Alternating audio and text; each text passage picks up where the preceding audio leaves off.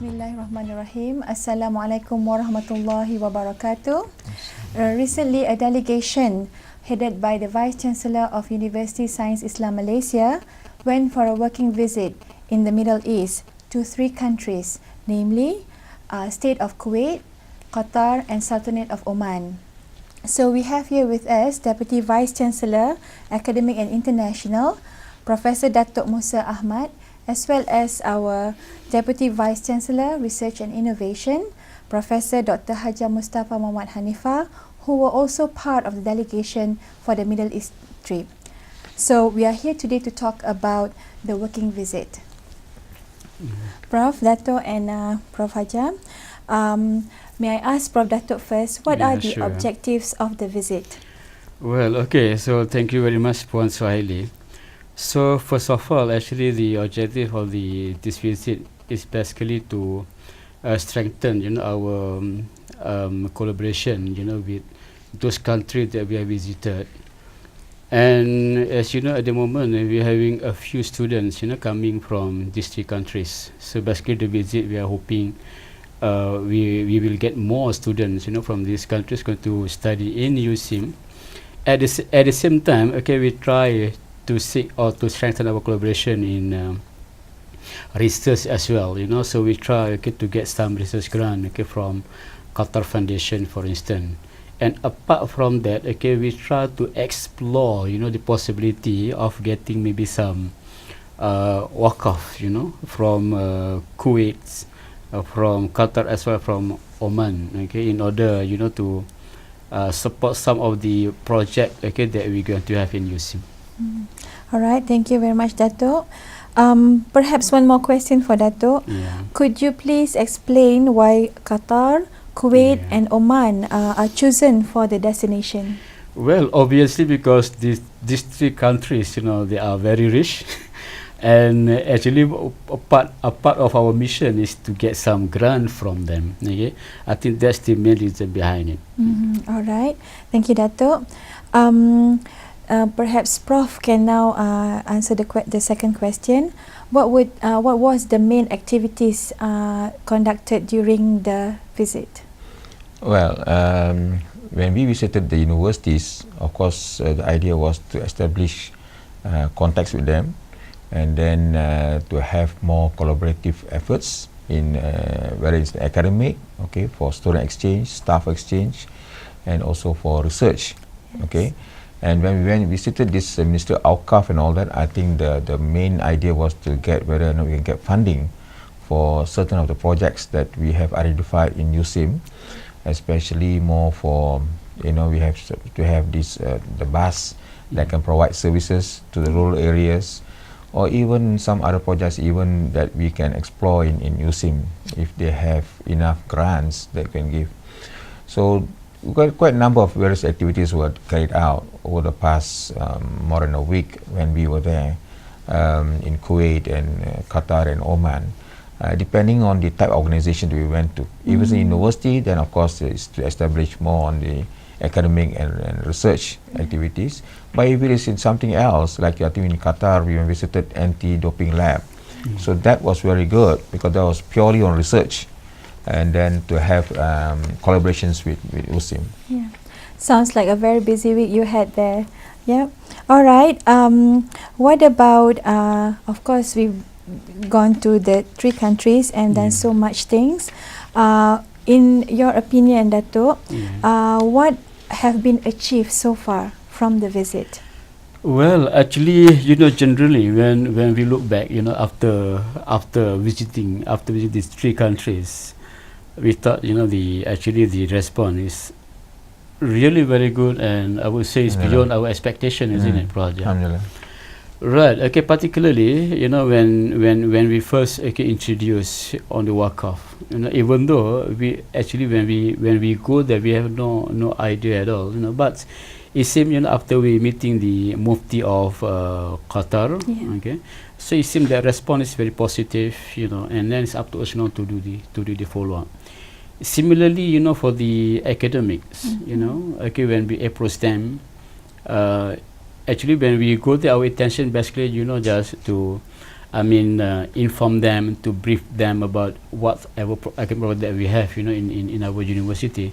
But the expectation that we get actually beyond that, meaning they don't want just to send students, to our university, but they also interested, to have USIM in their country. That is in the case with Oman. Okay? So at least beyond our expectation, and it's really, really very good. So it sounds very fruitful so far. Yeah, very fruitful, and it's not up to us, to do the follow-up. Okay. Yes, yeah. All right. What about from research perspective, Prof? Alhamdulillah. I think in terms of research, although we were more interested in having collaborations in academic programs or staff exchange and so on, it was very fruitful. I think not only in Kuwait and Qatar, and also in Oman. As we know that these GCC countries and the Gulf Cooperation countries, especially these three countries, are very fast developing countries, Kuwait, Qatar and Oman.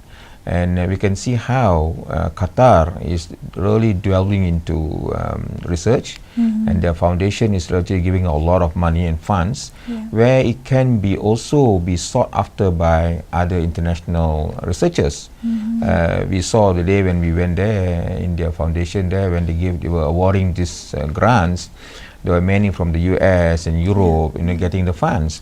Now, what we can do now here is we have the strength, we have the niche area, which they are also very impressed with USIM, whereby we have the Nakli and Akli, which is something new and something that we can really promote. And alhamdulillah, now we have the partners over there, whether it is the anti-doping law, the lab, and even the Qatar Foundation, Qatar University. Then now we have to initiate with them and work together, come up with proposals. Inshallah, next year we start bidding for these research grants. So in that sense, I think it was very good. And then on top of that, they were also interested in doing area research whereby maybe they do not have that expertise. So we have the expertise, all right? Maybe in Islamic finance and banking, even in medicine, and things like that. So inshallah, we will do that with the partners over there. Sounds very exciting, and I'm sure there's a lot of work to do behind that. So, which brings me to the next question. What would be the immediate result of this visit to USIM? Perhaps our lecturers out there, the staff of USIM, the students of USIM would like to know how would they act on this? Okay, actually one of the immediate results, well, to cut the story short, so we're going to get, about 18 students, from Nizwa University is going to come to USIM starting by the middle of June. Okay, they're going to come here for a short courses for a duration about 6 weeks.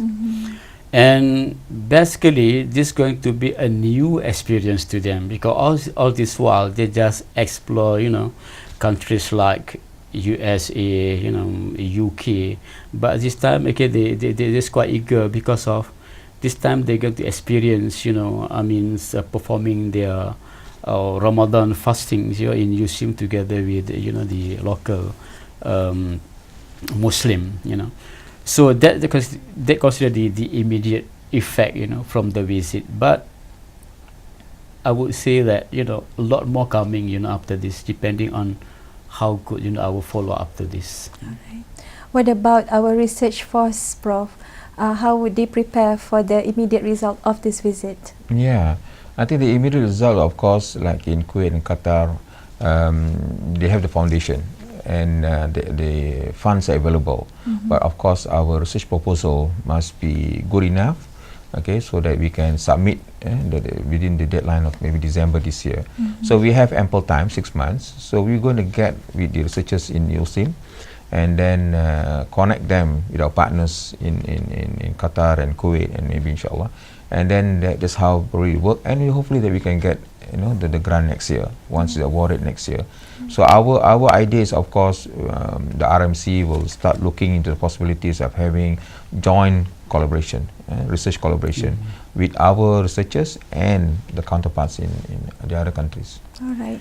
It sounds like the visit from the university has been well accepted by the counterparts in those three countries. Correct. And it sounds like there'll be more proposals coming from USIM to the counterparts over there. But I would like to know how do the expected collaboration that we will have later fit in USIM strategic planning? Perhaps Prof can comment in terms of academic. Right. Okay. In terms of academic, okay, because when we go there, actually presenting to them a few packages. Actually, one of them actually on the mobility programs, okay, that we have, or in short, sometimes we refer that as the summer mobility program, even though we have no summer in Malaysia. And then also we also introduce our programs, okay, whether they like to offer our program in the form of offshore, meaning okay, they run our programs and we monitor them. Okay, and then we also offer them if they like to have sort of like affiliations, a type of program, okay, whereby basically they just taking our program, maybe doing some minor modification, if I may say that, and then we also monitor their progress or their quality. And we also do some follow-up actually, when we went to Kuwait, okay, because the Archive of Kuwait basically they already indicated to us earlier, okay, that they like to run some of our program over there. So I think these a few packages, okay, that we offer. I think each of them, basically is basically giving us some very positive response from them. So for instance, we visited this Al Buraimi University College in Oman, and also Marjan University College in Oman as well. So these two universities, I would say that they are 100% interested, to be affiliated with USIM, and for particularly in the area of Islamic finance and Islamic banking. So it does fit our strategic planning to be the reference center for globally Islamic studies. Especially for USIM to champion in the area of Islamic finance, Islamic banking. All right. Thank you, Dato'. What about for research, Prof? How does this fit into the strategic planning in terms of research? Yeah, in terms of research, even if you look into the grants, okay, at the moment we are actually very much concentrating on the grants available locally, or more so from the Ministry of Higher Education or Ministry of Education now. But we just couldn't depend on that alone. But if our COEs, Center of Excellence, our researchers want to go abroad and things like that, then definitely we would like to have the international grants. And when we bring in more international grants, the reputation of USIM will definitely go up and higher, and then our MIRA ranking will go up, inshallah. So all this will come through if once we have the international collaborations. And then of course, in order to do that, you cannot just be writing to them and talking to them over the emails, things like that. Communication through emails is good, but the personal touch is not there. So being there, visiting them and hugging them, and things like that, as is the Arabic style. So alhamdulillah, then we see we are becoming more closer and closer, and we know what they are doing, and they also know what we are doing, and where we have the niche area that we can really combine ourselves. And we have a lot of areas, disciplines that we have, the 8 faculties, and inshallah we can promote all the 8 disciplines to all the 3 of other partners, and we will try to bring more international funding, and then become the international global player. All right. Actually, we are hoping to bring them over to USIM, let them look, how USIM look alike, see our facilities, and hopefully, when they know us better, okay, they will come together, and hopefully the collaboration will become much more after that. Because in terms of research, as we found out, Kuwait and Qatar especially, for normal type research, they are very much looking towards United States or Europe, more towards the US lah. That is undeniable, because all the while US has been a leading research country. Now we have certain advantage all right, in certain areas, especially the Islamic science part. And our COEs are also very much involved in Islamic science. And we go to ISI, the Islamic Science Institute. So these are things that are very much fascinating them, although they are Muslims like us. So we would like to do that more.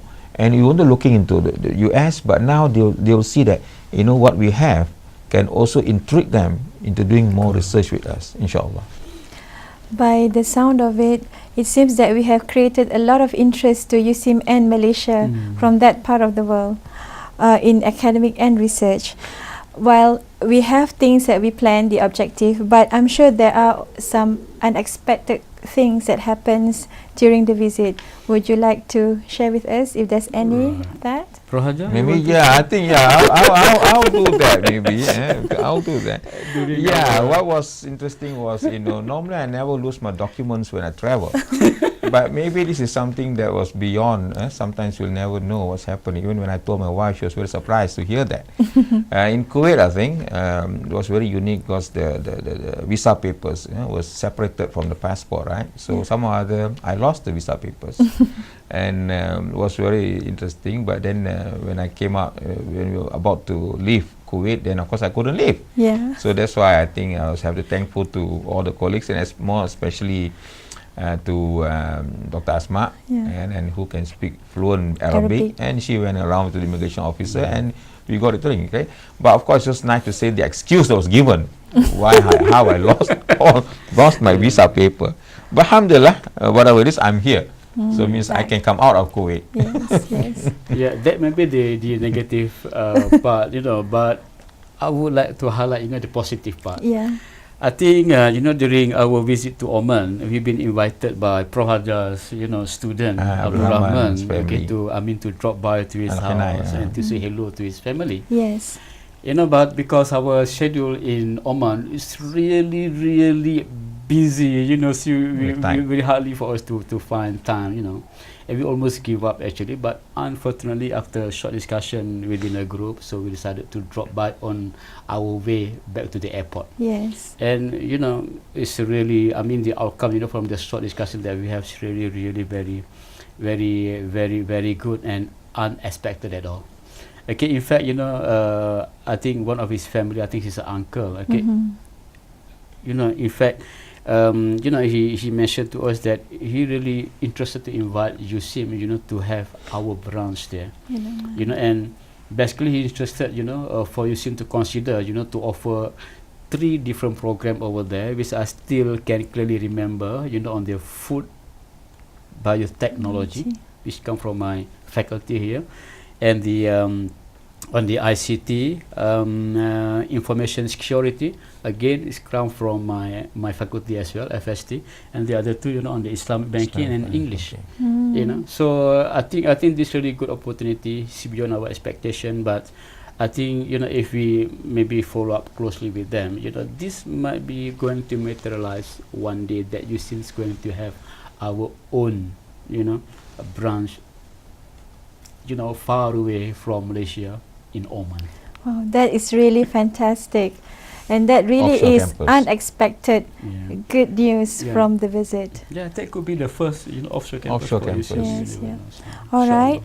The last question, Prof. and Dato', is there any other interesting points that any of you would like to highlight or share with the viewers regarding the visit? Right. Okay. Based on my experience in USIM, you know, since I'm here already for 3 years, so I think actually the most well-planned visit ever, you know, to the, I mean, to overseas, you know. So actually, you know, we have been, I mean, having a series of meeting day and night, scrutinize, you know, all the information, you know, from faculties and so on, you know, having, you know, the all the material ready, you know. I think because you are preparing hard, you know, so the results also is very good. So I think maybe we can make it as a like as SOP, you know, so meaning every time before you go abroad, you know, for a visit like this, maybe we should go and visit the embassy first over here, you know, seek their opinions about the visit, the timetable, is it suitable or otherwise, and then we should really well plan, and we should come out with a few packages, and we should know better. We should better study well, the person that they're going to visit, so that we can really suit what they really need, and this advice you can easily get from the embassy as well. All right, thank you very much, Dato. Prof, would you like to add anything else? Yeah, I think the team that went to the 3 countries were very good. There was a lot of teamwork. Okay, among us there were 4 of us who can speak Arabic very well, very fluently. That was a good advantage. I would say that's a real advantage where those who cannot communicate with us in English, definitely Arabic came handy and things like that.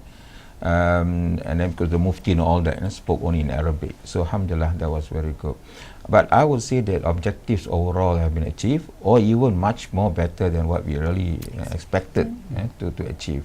And alhamdulillah, so I think we have achieved that, and inshallah now the work is definitely to follow through, get it done, and then establish the relationship, and then move forward and things like that, so that inshallah USIM also will go forward and things like that.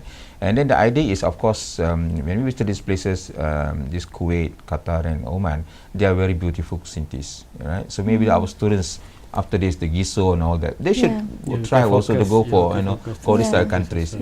Maybe expensive, but may find ways how to go there on a cheap mode. And then live there and things like that. And Muscat, Doha, it's very beautiful, Kuwait City and things like that. And going there and sitting there and see how people live, and how these big cities are coming up, I think will be very good.